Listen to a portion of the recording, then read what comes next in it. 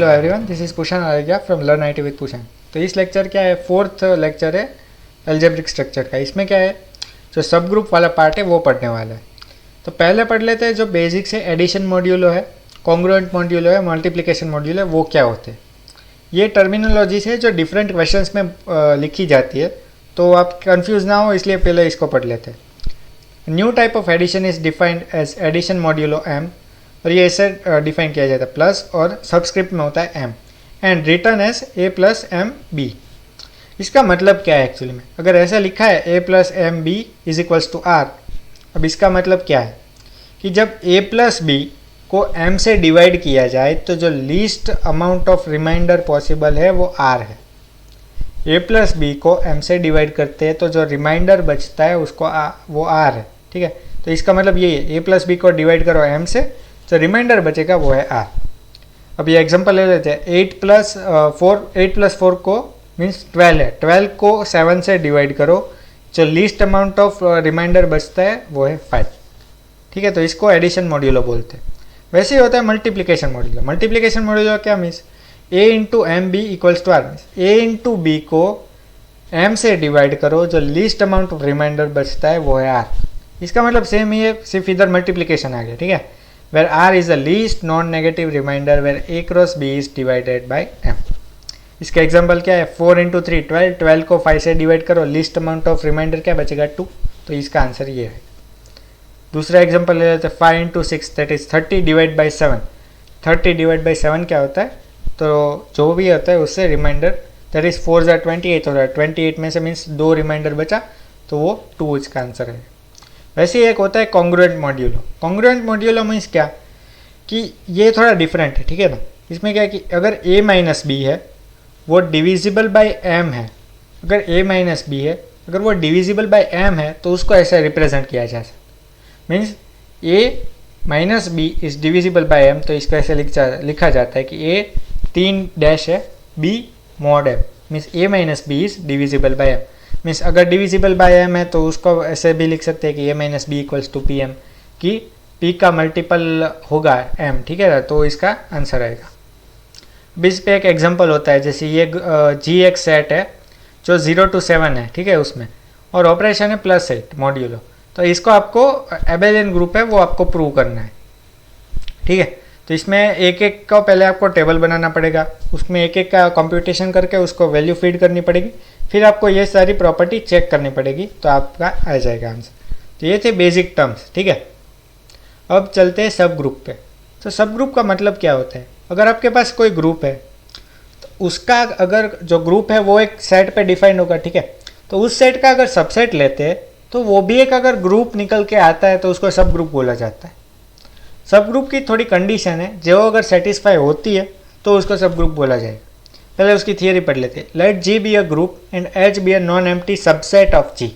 मैंने क्या बोला, जी अगर कोई सेट पे डिफाइंड है, मीन्स ग्रुप है वो जी सेट पे डिफाइंड है, तो अगर उसका सबसेट लेते हैं तो वो एच होता है।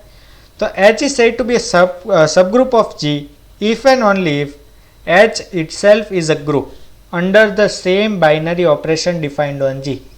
मीन्स एच है वो भी एक ग्रुप बन के आए, सेम बाइनरी ऑपरेशन जो जी पे डिफाइंड है वो। तो इसका अगर एग्जांपल ले लेते हैं, जैसे जी ये है और एच ये है, जी मल्टीप्लिकेशन पे ग्रुप है, ठीक है। तो एच है वो जी का सबसेट है, वो तो दिख रहा है क्लियरली क्योंकि 1 - 1 जी में भी है, ठीक है ना, 1 और -1 जी में भी है। अब अगर इसका फाइंड करते हैं कि एच ग्रुप है कि नहीं, तो उसके लिए क्या है, 4 कंडीशन होनी चाहिए। एक है closure, associative, existence of identity और एग्जिस्टेंस ऑफ इनवर्स। ये 4 कंडीशन अगर प्रूव होती है तो एच भी ग्रुप होगा, ठीक है। तो ये अगर प्रूव हो जाती है तो एच एक सब ग्रुप है जी का, ऐसा बोला जा सकता है, ठीक है। ऑल्सो एच और X is a group with same identity element in G, ठीक है। देयरफॉर एच इज अ सब ग्रुप ऑफ जी। अब इसका मतलब क्या है कि एक थियरम है, ठीक है ना। एक्चुअली में 2 थियरम है जिससे हम डायरेक्टली प्रूव कर सकते हैं कि ये सब ग्रुप है कि नहीं। तो पूरा आपको एक मेथड फॉलो नहीं करना है, ठीक है ना। अगर ग्रुप प्रूव करना तो हम क्या करते थे कि पहले क्लोजर, फिर एसोसिएटिव, फिर एग्जिस्टेंस ऑफ आइडेंटिटी, फिर एग्जिस्टेंस ऑफ इनवर्स, ये 4 बार आपको पूरा मीन्स मेथड फॉलो करना पड़ता था। तो अगर ये 2 थियरम है उसको फॉलो करते हो तो थोड़े स्टेप्स एलिमिनेट हो सकते हैं। थियरम 1 क्या है if G star is a group and H is a non empty subset of G, then अगर ये दो कंडीशन फुलफिल होती है तो वो एच इज ए सब ग्रुप ऑफ जी। कंडीशन कौन सी है कि क्लोजर प्रॉपर्टी सेटिस्फाई होनी चाहिए। मीन्स जो प्लस पहली प्रॉपर्टी थी हम देखते थे वो प्रॉपर्टी एक सेटिस्फाई होनी चाहिए। दूसरा क्या है, इन्वर्स एग्जिस्ट करना चाहिए। अगर इन्वर्स एग्जिस्ट करता है तो आप बोल सकते हो कि ये सब ग्रुप है। इसमें क्या है कि A inverse belongs to H, means अगर इन्वर्स एग्जिस्ट करता है और वो एच में ही है, मीन्स जो सेट है उसमें ही है, तो हम बोल सकते हैं कि ये सब ग्रुप है। दूसरा थियरम क्या है कि if G star is a group and H is a subset of G, then H star will be a सब group of G if and only if A, B belongs to H, that implies A star B inverse belongs to H, means A star B inverse, जो B का अगर inverse निकालते हैं और उसका भी operation A के साथ करते हैं तो वो भी H में आता है। इफ H में आता है तो हम बोल सकते हैं कि H है वो सब ग्रुप है G का। ठीक है, तो अब इसको यूज़ कहाँ पे करते हैं, ठीक है, तो वो अभी देखते हैं। ये जो पूरा हमको मेथड फॉलो ना करना पड़े इसलिए ये फिर सिर्फ दो ही कंडीशन को चेक करना है।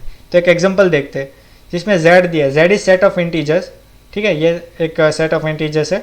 h1 और h2 इसका सबसेट है, आप देख सकते हो +-4 +-6 +-2 0। ठीक है, ये इसका एक सबसेट है। वैसे ही h2 भी इसका एक सबसेट है। अब हमें देखना है कि h1 इंटरसेक्शन h2 है वो ये आता है। तो h1 intersection h2 with operation plus is a सब ग्रुप ऑफ अ ग्रुप और नॉट। ठीक है, ये हमको देखना है। पहले इंटरसेक्शन दिया है, ठीक है, तो ये दो का अगर इंटरसेक्शन निकालते हैं तो ये सेट मिलते हैं आपको 0 +-6 +-12 अप टू 100। अब इसको अगर आपको सब ग्रुप प्रूव करना है तो पहले क्या है, दो कंडीशन है। पहले तो क्लोजर प्रॉपर्टी आपको सेटिस्फाई करवानी पड़ेगी। ठीक है, तो क्लोजर कैसे देखते हैं, तो ये क्लोजर प्रॉपर्टी ऐसे देखते हैं कि for any elements A, B belongs to H1 intersection H2, means अगर H1 में है और H2 में दोनों होगा तो ये इंटरसेक्शन पॉसिबल है। ठीक है ना, H1 में भी प्रेजेंट होगा, H2 में भी प्रेजेंट होगा। अब इन दोनों का अगर इंटरसेक्शन करते हैं तो दोनों में एक्चुअल में प्रेजेंट है ही। अब इसको अगर दूसरे एलिमेंट, मीन्स दूसरा एलिमेंट भी ऐसा है कि दोनों में प्रेजेंट है, उसके साथ अगर प्लस करेंगे तो ऑब्वियस है कि जो रिजल्ट मिलेगा वो भी इसमें प्रेजेंट होगा ही। जैसे एक एग्जाम्पल ले लेते हैं, जैसे +-6 है, 6 + 12, तो 6 + 12 एक्चुअली 18 आता है, तो वो एक्चुअली H1 में और H2 में दोनों में प्रेजेंट होगा ही। वो ऑब्वियस की बात है, ठीक है, क्योंकि प्लस ऑपरेशन है। फिर नेक्स्ट पे चलते हैं एग्जिस्टेंस ऑफ इन्वर्स में। अगर इन्वर्स एग्जिस्ट करता है तो हम बोल सकते हैं कि वो एक्चुअल में सब ग्रुप है। अब इन्वर्स कैसे देखेंगे कि इस इधर आप क्लियरली ऐसे दिख ही रहा है। ठीक है, इसमें कुछ दूसरा है नहीं, क्योंकि प्लस और -2 है, मीन्स 2 का इन्वर्स -2 इसमें एक्चुअल में बोला ही गया। अब H1 इंटरसेक्शन H2 का इन्वर्स देखना है तो इसमें भी ऐसा दिखाया गया है कि प्लस और माइनस दोनों अवेलेबल है ही।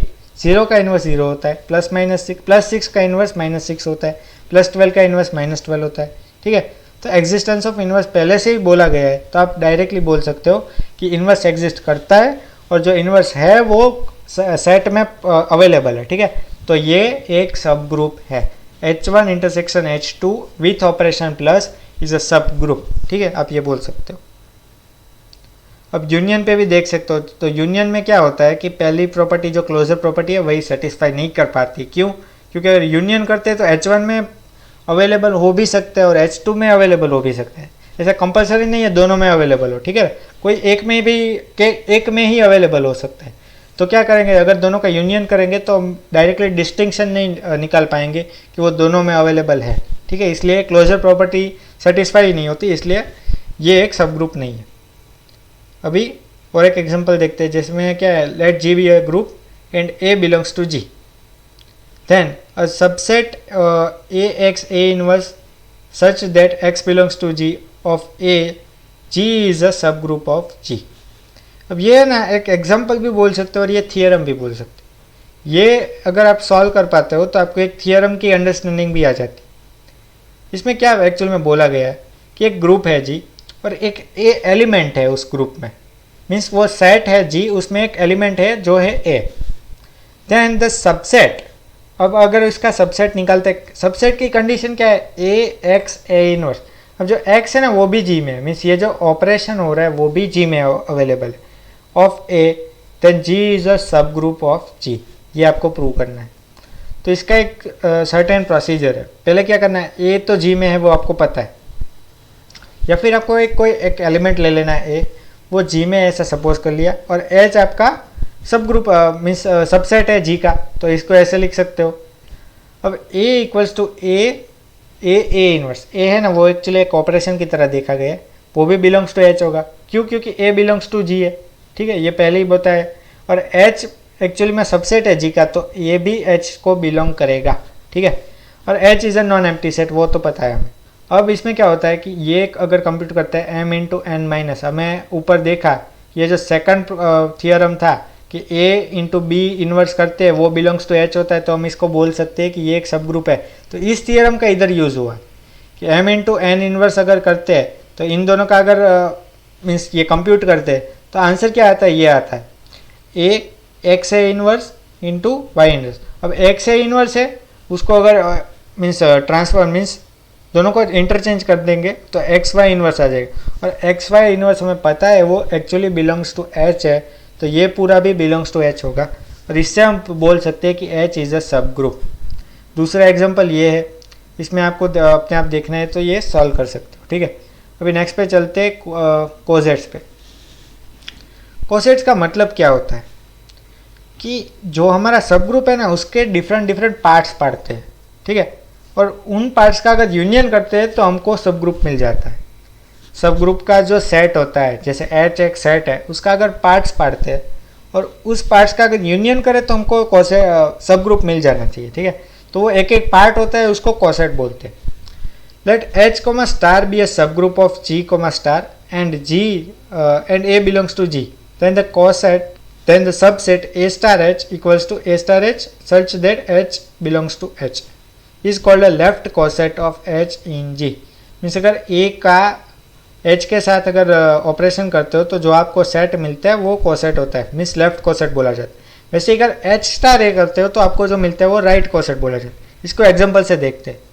जैसे H है ये और G है ये, आपको दिख रहा है H is subset of G, ठीक है। एच पी मल्टीप्लिकेशन पे सब ग्रुप है जी का, तो आप लेफ्ट कोसेट कैसे फाइंड करते हो कि जी का एक एक एलिमेंट लो और एच के साथ उसका मल्टीप्लिकेशन ऑपरेशन परफॉर्म करो, जो रिजल्ट आएगा वो आपका लेफ्ट कोसेट होगा। जैसे 1 इंटू एच करेंगे तो ये आता है, -1 इंटू एच करेंगे तो ये आता है, आई इंटू एच करेंगे तो ये आता है, -i इंटू एच करेंगे तो ये आता है। अब थियरम क्या था कि ये जो आता है वो भी एच में होना चाहिए, ठीक है। तो एक्चुअली में ये दो एच में है, ये दो एच में नहीं है, ठीक है। तो आपका आंसर क्या आएगा कि 1 इंटू एच यूनियन आई इंटू एच, मीन्स ये जो पूरा आंसर है वो लेफ्ट कोसेट होगा आपका, राइट। सिमिलरली राइट कोसेट क्या होगा, तो एच इंटू 1 करना है, एच इंटू -1, एच इंटू आई और एच इंटू -, तो ऐसे आप लेफ्ट और राइट कोसेट फाइंड कर सकते हो, ठीक है।